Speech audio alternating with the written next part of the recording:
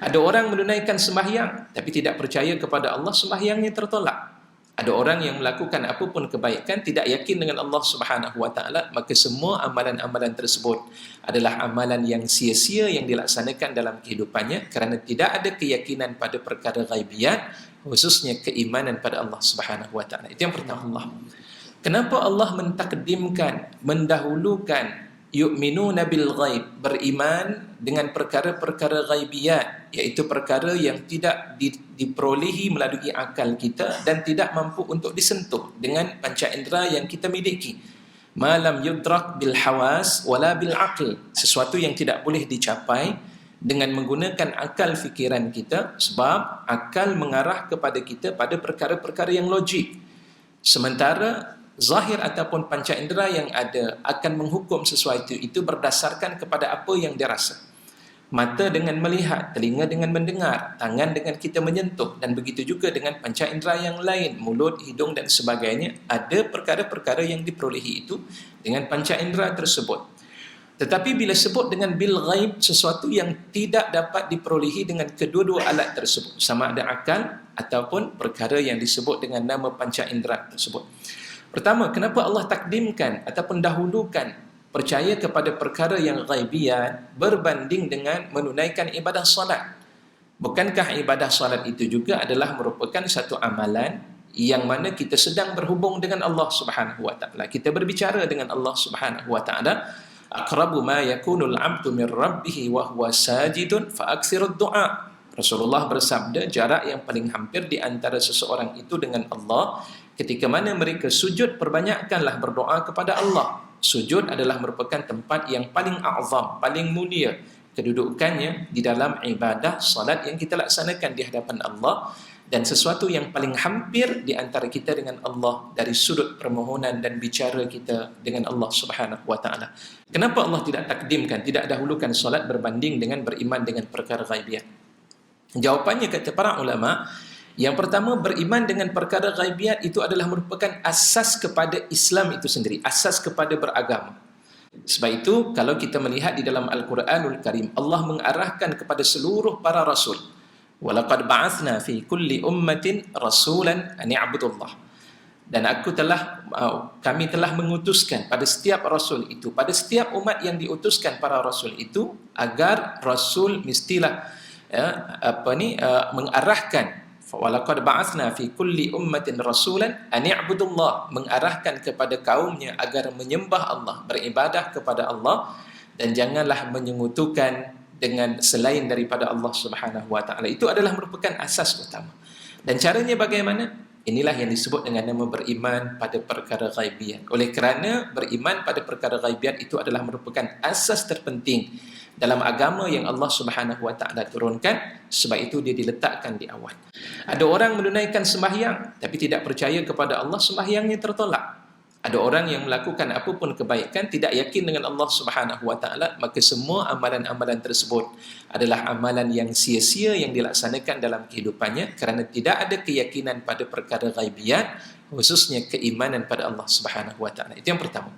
Sementara amalan salat ini adalah merupakan ibadah yang zahir yang kita perlihatkan. Maka dengan itu kata Syekh Tantawi rahimahullah, kenapa Allah mentakdimkan dan mendahulukan percaya kepada perkara ghaibiyat? Kerana percaya pada perkara ghaibiyat itu adalah merupakan amalan yang berkaitan dengan hati kita.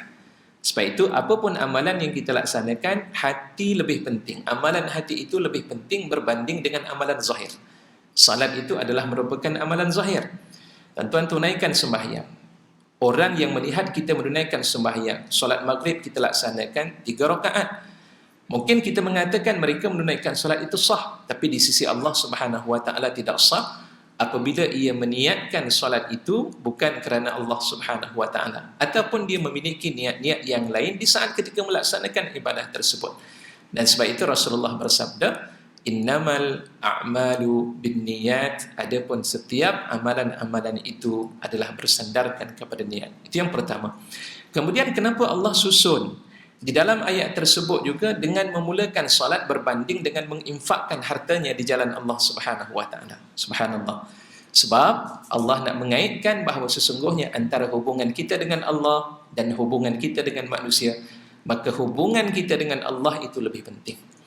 Kalau kita berhubung dengan manusia dengan melakukan apapun kebaikan, Ustaz, tengok orang-orang semua melakukan kebaikan dalam hidupnya kepada manusia, tapi dengan Allah Subhanahu wa taala tidak beriman dengan Allah, tidak meyakini wujudnya Allah Subhanahu wa taala, maka ketika itu juga amalan yang dilaksanakan itu ditolak oleh Allah Subhanahu wa taala disebabkan hubungannya tidak ada dengan Allah. Maka kerana itu mentakdimkan hubungan kepada Allah itu lebih diutamakan berbanding dengan mendahulukan hubungannya sesama makhluk Allah Subhanahu wa taala.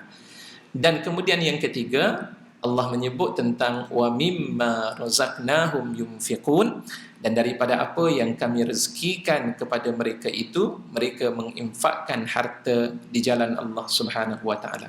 Pertamanya, di dalam ayat tersebut Allah menyebut dengan wa min, ya, wa mimma itu, perkataan min itu dia memberikan makna littabai, sebahagian. Kita nafkahkan harta kita bukan keseluruhan kita nak keluarkan di jalan Allah Subhanahu wa taala. Ada sebahagian daripada harta tersebut kita pergunakan untuk diri kita. Tanggungjawab kita sebagai seorang yang beriman pada Allah, kita perlukan kepada harta yang kita miliki, tidak keseluruhan daripada harta tersebut. Lantaran itu Allah menyebut dengan wa mimma razaqnahum yunfiqun. Jadi sebahagian daripada apa yang kami rezekikan kepada mereka, mereka menafkahkan di jalan Allah. Yang kedua, perkara yang menarik juga dalam ayat tersebut tuan-tuan, kita baca dengan perkataan razaqnahum. Kalimah razaqnahum itu Allah nak ingatkan kepada kita sungguh-sungguh bahawa rezeki yang selama ini kita perolehi, harta yang kita miliki dalam kehidupan kita ini bukan datang daripada kita.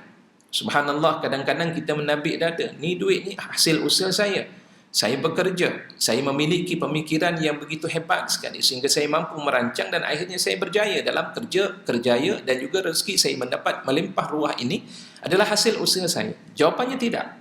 Kerana Allah menyatakan dalam ayat tersebut, razaqnahum, kami rezekikan. Siapa yang bagi rezeki? Allahu huwar razzaq.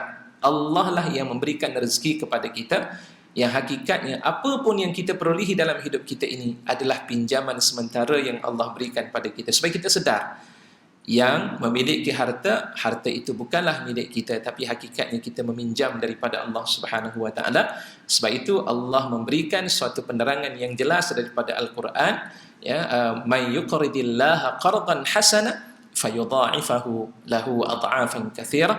Barang siapa yang memberikan pinjaman kepada Allah dengan pinjaman yang terbaik, maka Allah akan melipat kali gandakan akan pinjaman-pinjaman yang diberikan kepada Allah Subhanahu wa taala. Subhanallah. Jadi Allah sebut dengan kalimah razaqnahum, nak memberikan gambaran kami bagi rezeki, bukan rezeki itu datang daripada usaha yang dilakukan oleh manusia. Cuma Allah minta kita berusaha. Adapun kita memperolehi rezeki tersebut, itu mengikut kehendak daripada Allah Subhanahu wa taala. Kadang-kadang kita berusaha dengan usaha yang sedikit, tapi masya-Allah Allah kurniakan kepada kita rezeki yang melimpah ruah. Tapi ada orang yang Allah Subhanahu wa taala berikan kepadanya memikirkan pelbagai bentuk kerja yang dia buat, masih lagi tidak memperolehi apa yang dia mahukan. Sebab apa? Kerana rezeki datangnya daripada Allah. Maka itulah yang Allah nyatakan di dalam ayat wa mimma razaqnahum yunfiqun. Dan kalimah yunfiqun, Syekh Tantawi rahimahullah juga menyatakan Allah menyebut secara umum supaya kita dapat menyedari menginfakkan harta itu tidak semestinya pada perkara yang diwajibkan. Contohnya dalam bab az-zakah, ya, zakat itu wajib bagi mereka yang telah pun sampai kepada had nisab dan juga haulnya, keluarkan zakat tersebut. Tapi infak juga itu membelanjakan hartanya ala wajhil istihbab ataupun di atas bentuk-bentuk perkara-perkara yang disukai di dalam Islam, dalam amalan-amalan sunat, nak mewakafkan hartanya, nak bersedekah di jalan Allah Subhanahu wa taala, silakan. Segala kerja-kerja tersebut itu adalah merupakan tanda ciri manusia yang bertakwa kepada Allah Subhanahu wa taala.